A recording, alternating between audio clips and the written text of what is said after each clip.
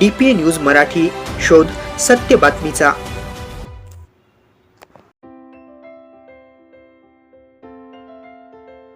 सारबाबा नगर येथे पीर बाबा दर्ग्यावर फुलांची चादर अर्पण।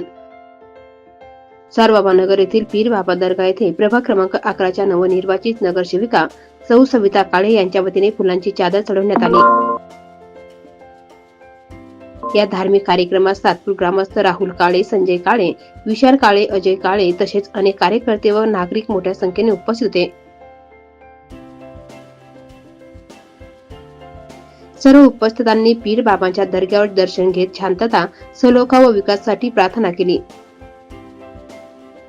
DPA न्यूज साठी प्रतिनिधी राजेश काळे, सातपूर।